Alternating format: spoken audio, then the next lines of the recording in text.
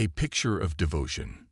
Madeline Price, a dedicated school librarian in the small town of Willowbrook, was known for her kindness and soft-spoken nature. At 37, she had built a life centered around her husband, Scott Price, a successful real estate agent. Together, they presented a picture of a content, harmonious marriage that many in town admired. Madeline's days were filled with organizing book fairs, helping children discover the magic of reading, and occasionally attending town events with Scott. Willowbrook's residents often saw them at church gatherings, local fundraisers, and weekend festivals. They seemed inseparable. Yet, beneath this peaceful exterior, Madeline began to feel a nagging sense of unease. Scott had become more withdrawn, frequently preoccupied, and quick to dismiss her questions with vague excuses about work pressures. Despite her best efforts to be supportive, a lingering intuition suggested that there was more behind Scott's evasiveness. Their marriage, though steady, was not without its challenges. Madeline and Scott had been trying unsuccessfully to start a family, a fact that weighed heavily on them both. Madeline poured herself into her work, hoping to quell the ache of unfulfilled dreams, while Scott seemed to find solace in long nights at the office or last-minute business meetings. Despite her unease, Madeline tried to convince herself that Scott was simply stressed. After all, real estate was demanding, especially in a market as competitive as theirs. However, as weeks turned into months, Scott's behavior grew more erratic. He would spend entire weekends away under the guise of business trips, yet offered no specifics about his whereabouts. He often returned home with a coldness that felt foreign to Madeline. Late one evening, after Scott returned from one of his trips, Madeline noticed a peculiar cologne lingering on his clothes, one that wasn't his own. Troubled and unsure of what to do, Madeline confided in her closest friend, Sarah Miller. Sarah had been a steadfast presence in her life since their college days, a friend who understood Madeline better than anyone else. They met over tea at a quiet cafe, where Madeline finally unburdened herself. "I just don't know, Sarah," Madeline whispered, stirring her tea absent-mindedly. "He's so distant. And the trips, the late nights, it doesn't feel right." Sarah reached out, covering Madeline's hand with her own. "Have you asked him directly? Sometimes men, they don't realize how much their actions can hurt." Madeline hesitated. She had indeed tried, but every time she broached the subject, Scott would deflect or grow defensive. "I don't want to seem paranoid. What if it's nothing? What if it's not?" Sarah replied, her voice gentle yet firm. "Trust your instincts, Maddie. You've always had a sense about things." Encouraged by Sarah's words, Madeline resolved to confront Scott that evening. She rehearsed her questions, prepared herself to remain calm, and waited for him to come home. But when Scott finally arrived, he seemed more distant than ever. Madeline felt her courage wane as Scott brushed past her, muttering something about being exhausted. Days passed with little change, and Madeline felt herself slipping into a fog of doubt and confusion. Her work at the library began to suffer as her mind wandered, lost in speculation about her husband's actions. Unable to hold back any longer, she decided to take matters into her own hands and learn the truth. One rainy afternoon, while Scott was at work, Madeline searched through his office at home. She had never been one to pry, but her instinct to uncover the truth overpowered her guilt.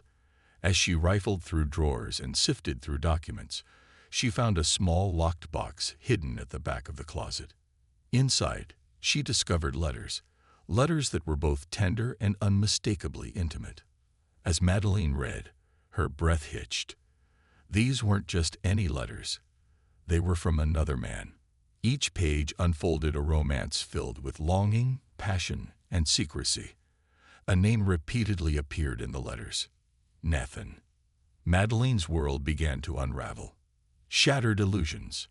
Madeline sat alone in their bedroom, her hands trembling as she clutched the letters. The revelation was both shocking and disorienting, leaving her struggling to reconcile this hidden side of Scott with the man she thought she knew. She tried to breathe, tried to collect herself, but questions flooded her mind. How long had this been going on? Was their entire marriage a lie? That evening, she stayed quiet, barely managing to eat the dinner she had prepared. Scott, for his part, seemed unusually preoccupied, glancing at his phone more frequently than usual. It struck her as odd. He had always been attentive, but now she noticed the subtle ways he avoided her gaze, as he hurriedly excused himself after dinner, mentioning a late-night meeting with a client. Madeline barely managed a nod, feeling as if she were watching a stranger. Alone in their house, Madeline finally let her tears flow. She didn't sleep that night, replaying every memory, every moment, every subtle glance, trying to pinpoint when things had changed. The next morning, with dark circles under her eyes and a hollow feeling in her chest, she called in sick to work. Madeline needed answers. She couldn't continue living in this state of uncertainty. Reaching out again to Sarah, she shared the discovery of the letters, though she left out Nathan's name. Sarah listened, her silence filled with understanding and a hint of worry. "I think you should confront him, Maddie. You deserve the truth," Sarah advised gently. Madeline knew Sarah was right. That night, she would ask Scott directly. But as evening approached, her resolve began to crumble. Scott came home with a bouquet of flowers, seemingly attempting to make up for his absence the night before. The gesture was both sweet and painfully ironic, and Madeline forced a smile as he handed her the bouquet, her heart aching at the thought of what he might say if she confronted him. Days passed with Madeline, unable to find the courage to confront Scott. Instead, she found herself piecing together any fragments of evidence she could. She began subtly watching his routine, noting his behavior, and paying attention to the calls he made. She had always known Scott to be meticulous, and now she understood why. He had built his life on secrets. One evening, while Scott was in the shower, his phone buzzed on the nightstand. She glanced at it and saw a name flash on the screen. Nathan. Her heart pounded as she quickly jotted down the number before the screen went dark. Once Scott was out of sight, she dialed the number from her own phone, her hands shaking. The call went unanswered, but just hearing the line ring filled her with a surge of emotions: anger, betrayal, and the desperate need for the truth. The next day, Madeline found herself parked outside a modest coffee shop on the edge of town, nervously clutching her phone as she waited. She had decided to take a drastic step, one she never imagined herself capable of: meeting Nathan in person. She didn't know what she hoped to achieve, but she knew she needed to understand the other side of the story.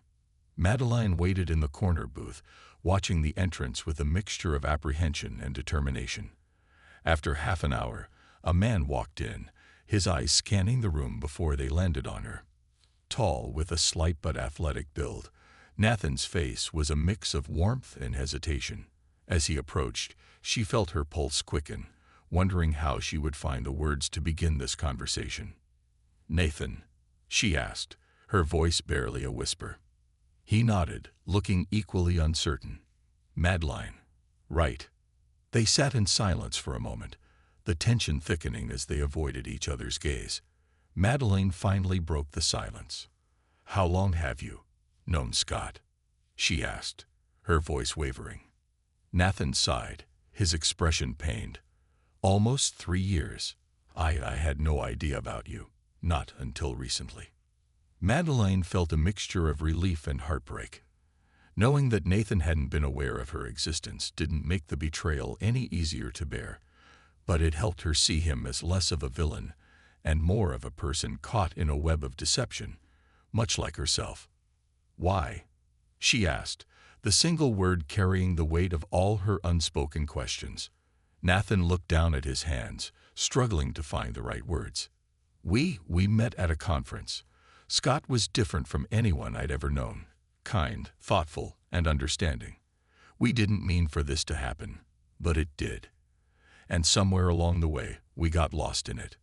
Madeline felt the tears brimming in her eyes as she listened, her heart breaking all over again. The image of her husband, her once perfect, devoted husband, had been shattered irreparably.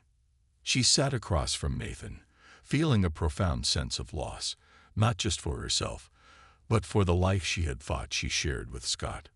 Why did he keep it a secret? She managed to ask, her voice barely audible. Because he was afraid, Nathan replied, his voice thick with emotion. Afraid of losing his family, his career, his reputation. I know it sounds like an excuse, but he's been torn between two lives for so long. He's been scared, Madeleine. Madeleine sat in silence, absorbing the weight of his words. She realized that Scott's betrayal wasn't just about infidelity. It was about his own inner struggle, a conflict that had led him down a path that had ultimately destroyed everything they had built together. After a long silence, Nathan finally spoke again, his voice laced with regret. If I had known about you, I would never have let it go this far. I'm sorry, Madeleine. Madeleine nodded, her tears falling silently. She appreciated his apology, but it did little to heal the wound Scott had left in her heart. She excused herself, feeling the need to be alone, to process everything she had learned. That night, as she lay in bed beside Scott, she knew she could no longer pretend. She could no longer ignore the truth that had been staring her in the face. As dawn broke, Madeleine made a decision that would change the course of her life. The time had come to confront Scott, to force him to face the truth he had tried so hard to hide. But she had no idea just how devastating the confrontation would be or the chain of events it would set in motion. A confrontation of secrets. As the dawn filtered through the bedroom blinds, casting a soft light on the room, Madeleine lay awake, her mind racing with everything she'd learned. She had replayed her conversation with Nathan over and over, each word like a splinter pressing deeper into her heart. By the time Scott stirred beside her, she was already resolute. This was the day for truth. She took a deep breath as Scott groggily turned to her, blinking against the sunlight. "Morning," he murmured, reaching out to pull her closer. She resisted the instinct to recoil, feeling a sharp pang at the intimacy they'd once shared. Scott noticed her hesitation, his brow furrowing slightly. "Is everything okay?" he asked, his tone cautious. Madeleine nodded, her face unreadable. "Actually, Scott, we need to talk. About us, and what's been going on." Scott sat up, his face tightening. "What do you mean?" he asked, his voice laced with a defensive edge. Madeleine met his gaze, trying to keep her voice steady. "I know about Nathan." The color drained from Scott's face, his mouth opening slightly in shock. For a moment, he was silent, his eyes darting around as though searching for some way out. Then, as if regaining control, he attempted to muster a response, his tone defensive. "Madeleine, it's not what you think. Not what I think." She interrupted, her voice finally cracking with the emotion she'd held back for too long. "I found the letters, Scott. I spoke to him. So please, don't insult me by pretending this is anything less than what it is." Scott's shoulders slumped, the defiance slipping away to reveal an unmistakable vulnerability. He looked down, unable to meet her gaze, and let out a long, shaky breath. "How long has it been going on?"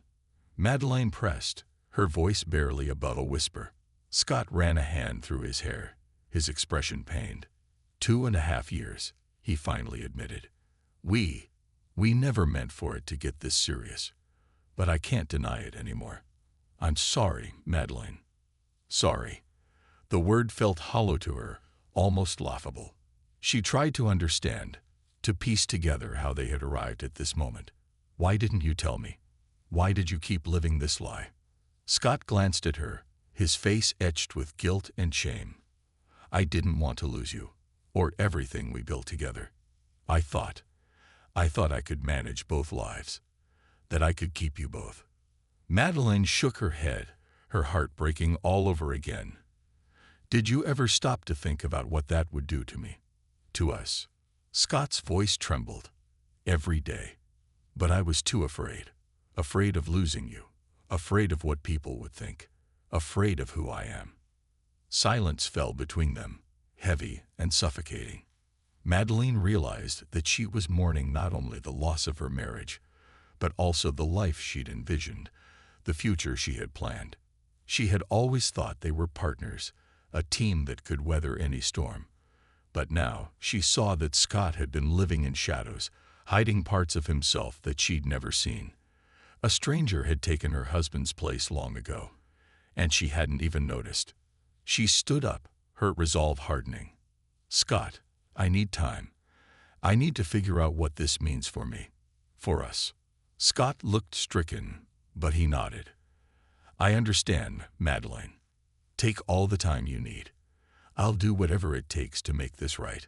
But Madeline didn't know if that was even possible. She packed a small bag and left, retreating to her friend Sarah's house, where she hoped to find some semblance of peace. Over the next week, Madeline tried to process her emotions, alternating between anger, grief, and a hollow numbness. She spent hours with Sarah, confiding in her about the details of Scott's betrayal. Sarah, ever the voice of reason, encouraged her to take time to consider her options before making any drastic decisions. "You don't have to decide everything right now, Maddie," Sarah said gently. "Maybe you need some distance from him, some time to think about what's best for you." Madeline nodded, grateful for Sarah's support, but a deep sense of unease remained. She couldn't shake the feeling that there was something more, something that Scott hadn't told her. She felt as if she were grasping at the edge of a larger truth, a secret that went beyond just the affair. After days of wrestling with her thoughts, she decided to confront Scott one last time, hoping to get the closure she needed to move forward. She called him, asking if they could meet in a public place, neutral ground. They agreed to meet at a park near their home, a spot where they had once shared countless picnics, walks, and quiet moments together. The irony was not lost on her. When she arrived, Scott was already there, standing by the pond where they'd fed ducks on their first date. He looked tired, worn down by guilt and sleepless nights.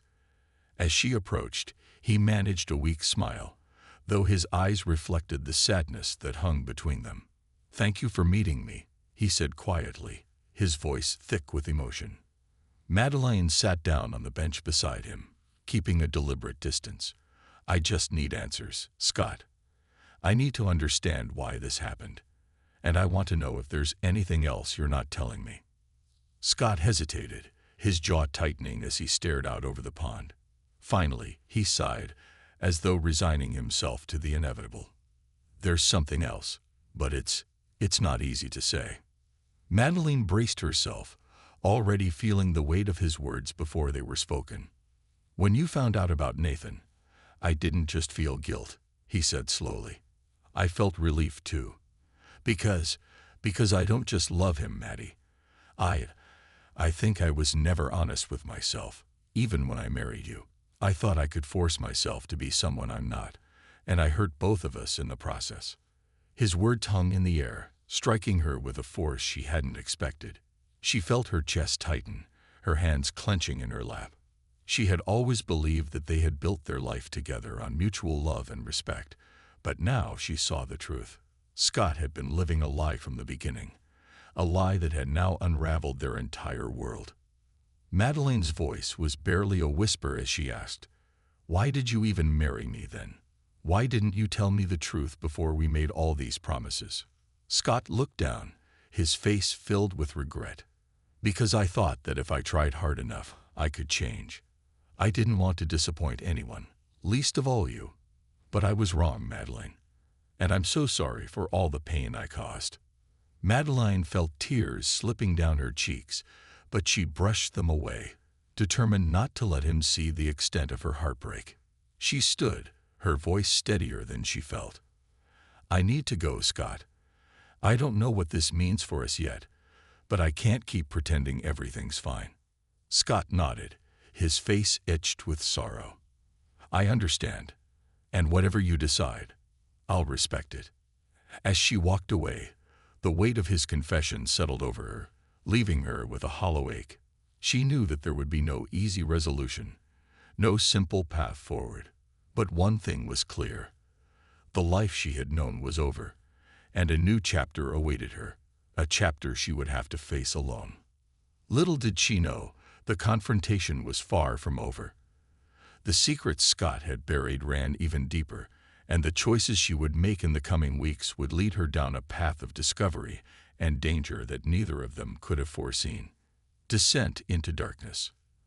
The days following Madeline's confrontation with Scott were a blur. She moved in with Sarah temporarily, attempting to regain some semblance of stability in a world that had been irrevocably shattered. Despite the peaceful comfort of her friend's home, Madeline felt an emptiness that grew with each passing day. The reality of Scott's betrayal was one thing, but the deeper revelation of his hidden life, the deception stretching back to the very beginning of their relationship, left her grappling with a profound sense of loss. She had been married to a stranger. To distract herself, Madeline tried to throw herself into her work at the library, but even there, reminders of her fractured life seemed to lurk in every corner. As she sorted books and greeted patrons, her mind kept drifting back to that afternoon in the park. She replayed Scott's words over and over, trying to decipher if there had been anything left unsaid. The more she thought about it, the more she sensed there were layers to his deception that even she hadn't uncovered.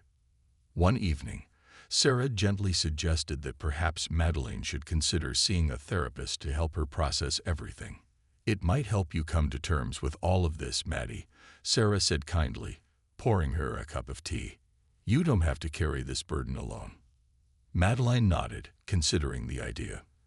The suggestion had merit, but there was something she felt she needed to do first, something that had been gnawing at her ever since her talk with Scott. She needed closure, and she knew that closure wouldn't come until she understood the full extent of what Scott had been hiding. She decided to take matters into her own hands. The following weekend, she returned to the house she had once called home. It was empty. Scott had texted to let her know he'd be away for a few days, visiting his mother.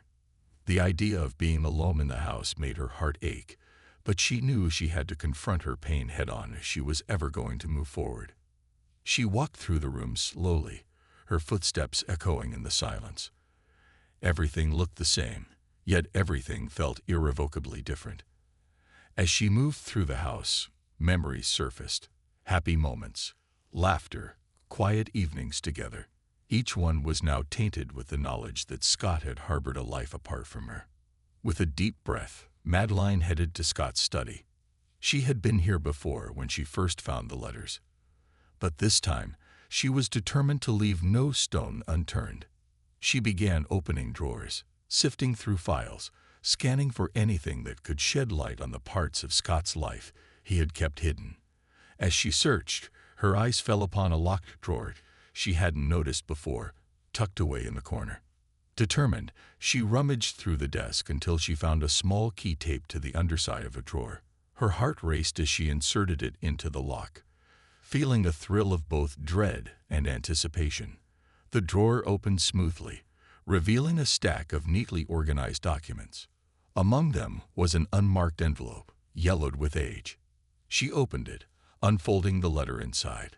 The letter was handwritten in Scott's familiar cursive, but it was addressed to a man named Owen, a name she hadn't encountered before. Her hands trembled as she read, each word revealing more of Scott's secrets. The letter was a passionate confession of love and longing, written years before they had even met. Scott had been living a double life for far longer than she had suspected. Madeline continued sifting through the documents, piecing together fragments of Scott's past. She found more letters, dating back nearly 15 years, detailing an affair Scott had had with Owen, a man he described as his one true love. According to the letters, their relationship had ended abruptly after Owen left town, but Scott's words made it clear that he had never truly moved on. Then, at the bottom of the drawer, she found something that made her blood run cold, a legal document marked confidential. It was a life insurance policy, with Madeline listed as the primary beneficiary. The policy had been updated just a few weeks before their confrontation. The sum insured a considerable amount. Her heart pounded as she tried to make sense of it. Why would Scott update his life insurance policy in her favor, especially knowing their marriage was built on lies? A chill ran down her spine as a disturbing thought crossed her mind. Could Scott have planned something darker than she had imagined? She dismissed it as paranoia, but the doubt lingered, filling her with an uneasy dread. Madeleine shared her discovery with Sarah later that evening, recounting the details of the letters and the newly updated life insurance policy. Sarah listened in stunned silence, her brow furrowed with concern. "Maddie, this doesn't sit right with me," Sarah finally said, her voice filled with worry. "You're saying he took out a new policy in your name and updated it recently?" Madeline nodded, her gaze distant. "Yes, and it's strange, isn't it? Why would he do that, especially after everything?" Sarah bit her lip, her fingers tapping nervously against the table. "Maddie, I don't want to alarm you, but maybe you should talk to someone about this, if something were to happen to you." Madeleine's heart skipped a beat. The idea of Scott hurting her seemed inconceivable. He was deceptive, yes, and had lied about his life, but he had never shown any signs of violence. Yet the unsettling coincidence of the insurance policy nagged at her, filling her with a sense of foreboding she couldn't shake. Over the next few days, Madeline kept her distance from Scott, avoiding his calls and only responding to his texts with brief, polite messages. She felt herself slipping further into paranoia, questioning every interaction, every word he had ever spoken. The idea that Scott might have been planning something sinister grew harder to ignore. She needed to know for certain if her fears were justified, or if they were merely the product of a fractured heart. In her desperation, she decided to reach out to Owen, the man from Scott's letters. It took some detective work, but with Sarah's help, she eventually located him in a nearby city. She reached out, unsure if he would respond, but to her surprise, he agreed to meet her at a quiet cafe a few towns over. When she arrived, Owen was already seated, a thoughtful expression on his face. He was older than she had expected, with graying hair and a calm demeanor that put her at ease. He gestured for her to sit, his gaze kind but curious. "I have to admit, I was surprised to hear from you," Owen began, his voice soft but firm. "I never imagined Scott's wife would contact me." Madeline took a deep breath, steadying herself. "I'm sorry to bring you into this, but I found letters he wrote to you, and I need to understand the person I've been married to." Owen nodded, his expression solemn. "I understand. Scott and we were close years ago, but our relationship was complicated. He was always torn between his feelings for me and his desire to lead a more conventional life." Madeline listened as Owen recounted his relationship with Scott, describing a man she barely recognized. The Scott Owen knew had been conflicted, passionate, and deeply troubled by his identity. But it was what he revealed next that left her shaken. "When he contacted me a few weeks ago, I thought he was looking for closure. He spoke about his regrets, about how he had hurt you, and, well, he mentioned that he was planning something final," Owen said carefully, his voice barely a whisper. Madeleine's stomach dropped. "Something final?" Owen hesitated, his face filled with concern. He didn't explain, but I remember thinking it sounded ominous. I didn't press him on it. I wish I had. Madeleine felt as though the ground had been ripped from beneath her. All the pieces were falling into place. The letters, the insurance policy, Scott's evasive behavior. She realized with a sickening clarity that Scott's intentions may have been far darker than she had ever imagined. Madeleine returned to Sarah's house that evening, her mind racing with possibilities. She was filled with dread, unable to shake the feeling that her life was in imminent danger. The Scott she knew was gone, replaced by a man who seemed capable of anything. For the first time, she considered the unthinkable. She would have to protect herself, even if that meant going to the police. But how could she prove that Scott posed a threat? With only letters, a life insurance policy, and a vague warning from Owen, her fears felt like little more than a web of suspicion. But deep down, Madeline knew she couldn't ignore the truth. She would have to act, before it was too late. Fear takes root. Madeline spent a restless night at Sarah's, her mind teetering between disbelief and terror. The thought that Scott, Her husband, the man she had once trusted more than anyone, might be plotting against her was both surreal and horrifying. She was filled with an intense need for answers, but also a paralyzing fear that every step she took to uncover the truth could bring her closer to danger. The next morning, as she prepared to leave Sarah's house, she found herself reaching for her phone. She dialed a number she had never imagined calling, the police non-emergency line. After a brief wait, she was connected with Officer Teresa Green, who listened patiently as Madeleine explained her suspicions, trying to sound rational despite the frantic pace of her heartbeat. "I know it might sound far-fetched," Madeleine said, forcing herself to remain calm. "But I have reason to believe my husband could be planning something dangerous. There are things I've discovered, letters, a recent life insurance policy he took out in my name. And, well, people who know him have expressed concerns." Officer Green's voice was calm but firm. "Mrs. Price, I understand how troubling this must be for you. What you're describing isn't something we take lightly. But in situations like these, evidence is crucial. We would need something concrete to pursue any kind of investigation." Madeleine's heart sank, but she nodded, even though Officer Green couldn't see her. "I understand. I wanted it on record, in case something happens." The officer's tone softened. "We can make a note of your concerns, Mrs. Price. In the meantime, try to gather anything that could substantiate your suspicions.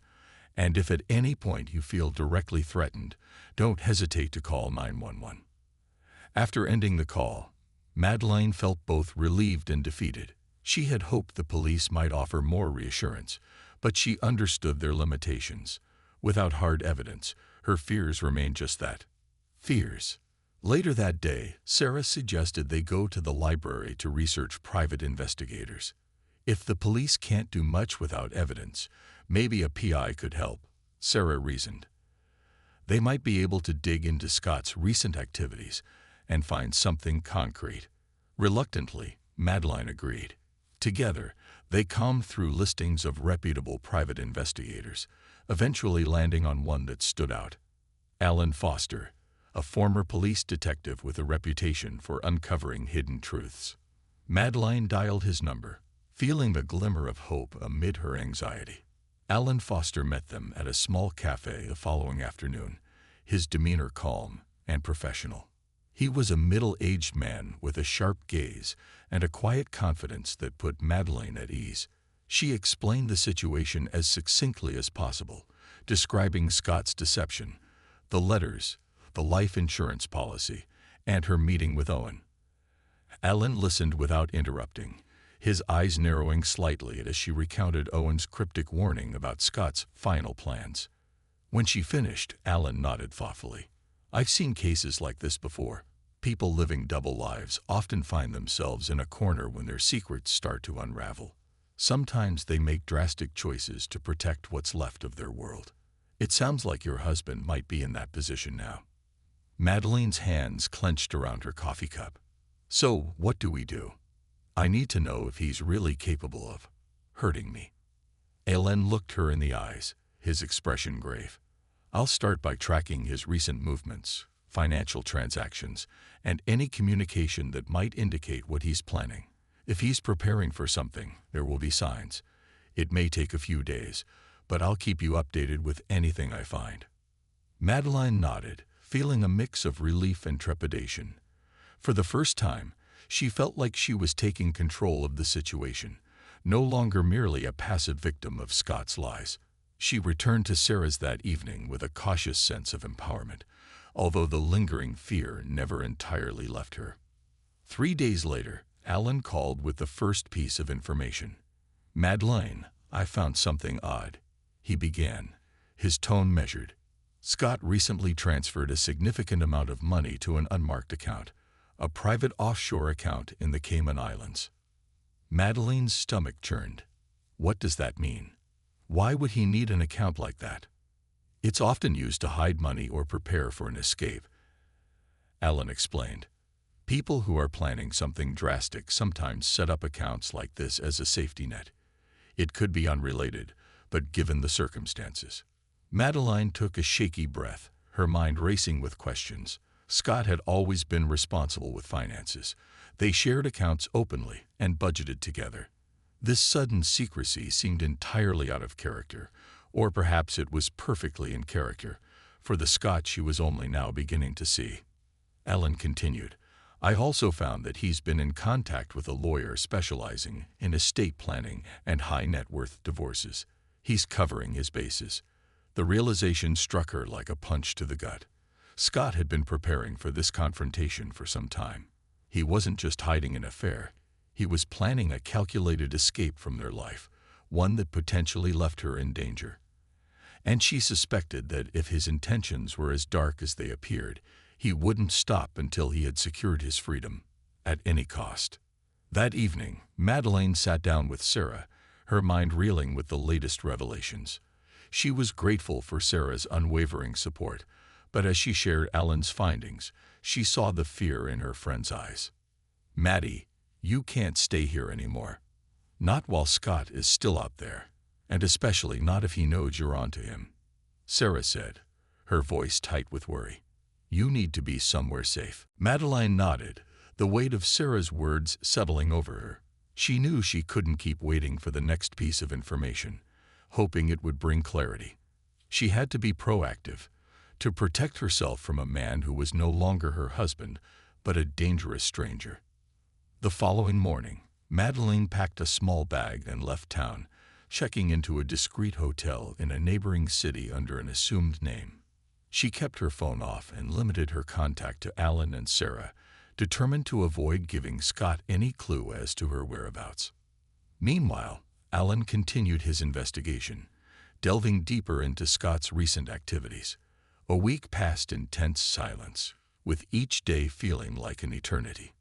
Madeleine barely left her hotel room, haunted by the memory of Scott's lies and the constant, looming threat of his intentions. Then, one night, Alan called, his voice urgent. Madeleine, I think we have enough evidence to go to the police now. I found records of Scott's communications with a private investigator of his own, a man with a reputation for handling unsavory jobs. Madeleine's heart froze. You mean he hired someone to? Alan didn't need to answer. The implication was clear. Scott had been plotting to eliminate her, intending to make her disappear while securing his freedom and financial stability. Madeleine felt a chill creep down her spine, the reality sinking in fully for the first time. The next morning, Madeleine, accompanied by Alan and Sarah, met with Officer Teresa Green at the police station. Armed with Alan's findings, the offshore account, the life insurance policy, and the record of Scott's contact with the shady investigator, they presented their case, detailing the threat she believed she was under. Officer Green listened attentively, her expression growing more serious with each piece of evidence. By the time they finished, she nodded firmly, acknowledging the gravity of the situation. Thank you for bringing this to us, Officer Green said, glancing at Madeleine. Given everything you've shared, we can issue a protective order and launch a full investigation into your husband's activities. We'll assign an officer to monitor the situation and keep you updated on any developments. Madeleine felt a surge of relief, but it was tempered by a lingering fear. Until Scott was apprehended, she knew that she would never truly feel safe. That evening, back at her hotel, Madeleine allowed herself a rare moment of calm. She had taken every step she could to protect herself, armed with the truth and the support of those who believed her. She knew there was no guarantee of safety, but for the first time since this ordeal began, she felt a faint glimmer of hope. Just as she was about to close her eyes, her phone buzzed with a message. She hesitated, her pulse quickening. Before opening it, it was from an unknown number. You think you're safe. You're not. This isn't over. The room spun as she read the message, the fear she had fought to contain clawing its way back to the surface. A final reckoning. The ominous message left Madeleine trembling, her sense of safety shattering in an instant. She knew Scott had found her. Every step she had taken to protect herself felt insufficient, and a terrible certainty washed over her. He wasn't going to stop until he had everything he wanted, and she was out of the way.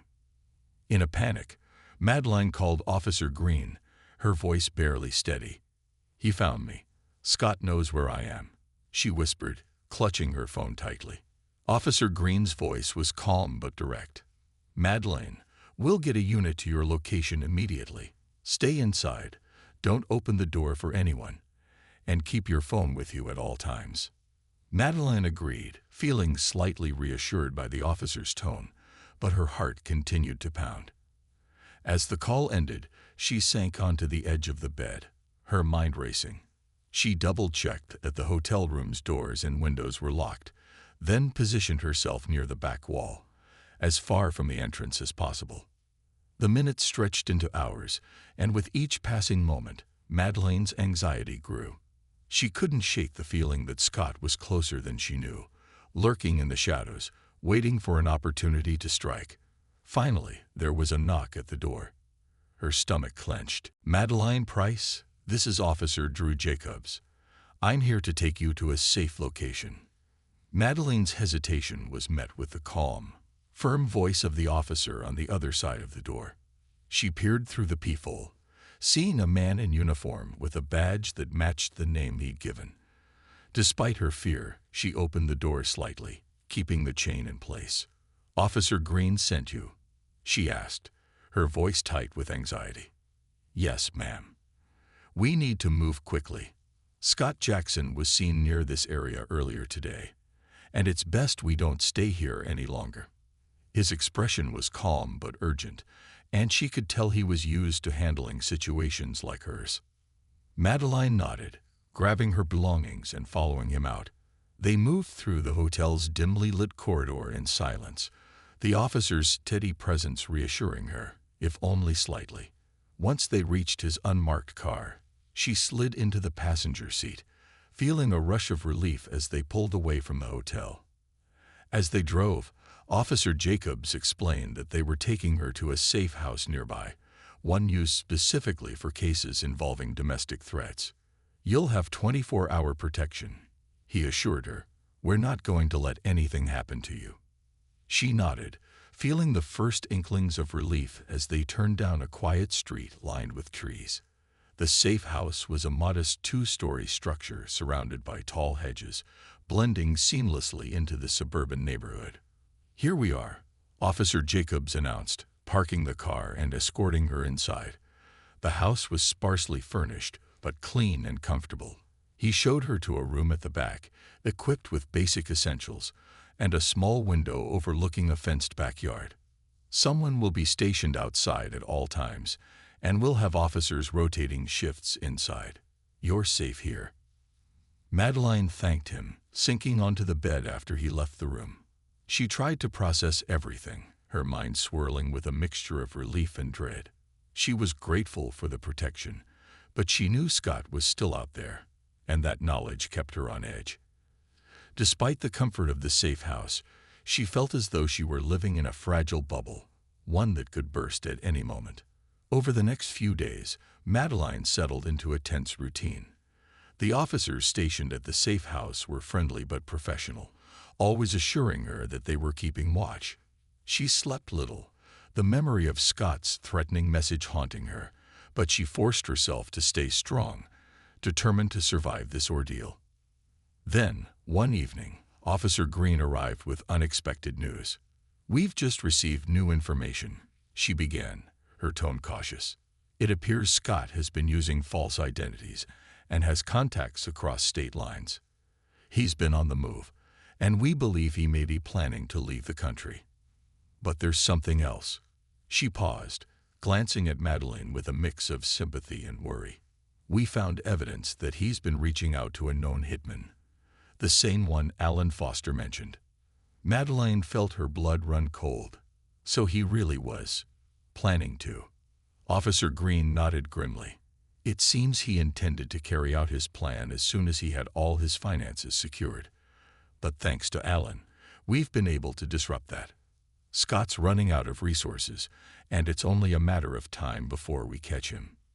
Madeline tried to absorb the news, feeling both relieved and terrified. While the knowledge that Scott was on the run gave her hope, it also filled her with a sense of urgency. She couldn't shake the feeling that he would make one final, desperate attempt to reach her. The breakthrough came one rainy night. Officer Green received an alert that Scott's car had been spotted just a few miles away. He was closing in. Madeline's heart raced as Officer Green spoke to her, outlining the plan they had devised to ensure her safety. They would relocate her to another safe house, using a decoy car to lead Scott away. Madeline was terrified, but nodded resolutely. She was prepared to follow their instructions, hoping that this plan would be the last move in Scott's twisted game. She gathered her things quickly, and within minutes, Officer Jacobs was at her door to escort her out. As they left, Madeline caught a glimpse of the decoy car parked nearby, identical to the one she was in. She saw two officers inside, nodding to her before they pulled out, taking a different route to draw Scott's attention. The drive was tense, each turn filled with an underlying sense of danger. As they reached the outskirts of town, Officer Jacobs suddenly slowed, his eyes scanning the road ahead. Madeline tensed, unsure what had prompted his caution. Then, out of the corner of her eye, she saw it. A black SUV with tinted windows pulling up behind them. Her heart raced as she recognized the car. It was Scott's.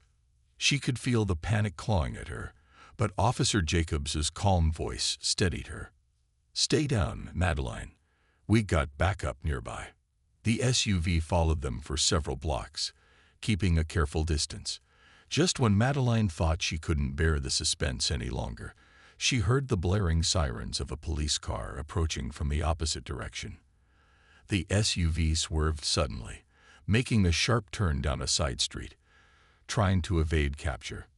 The police car pursued, and in moments, they were out of sight. Did they get him?" Madeline asked, her voice barely audible.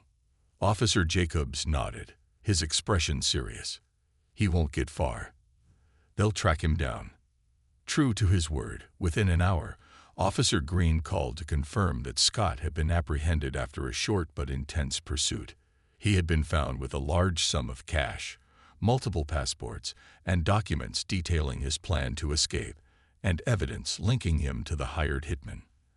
As the reality of Scott's arrest sank in, Madeline felt an overwhelming sense of relief mingled with sorrow. The nightmare was over, but the life she had known, the love she had believed in, was gone. She spent the next few days at the safe house, working with authorities to piece together the details of Scott's plot, reliving the painful memories as she helped them build the case against him. The trial that followed was swift.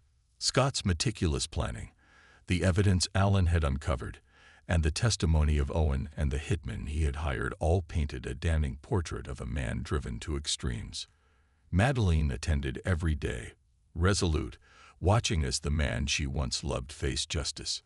Months later, when it was all over, Madeline stood outside the courthouse, breathing in the fresh air. The chapter of her life that had been defined by Scott was finally closed. She was free. With time, Madeline rebuilt her life.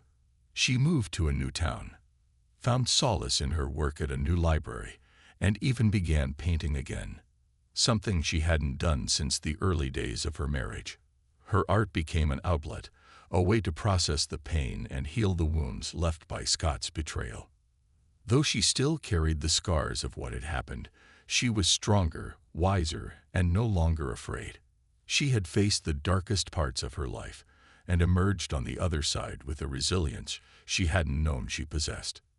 As she stood in her small studio one evening, gazing at a completed painting, a vibrant landscape filled with light and hope, she allowed herself a small smile.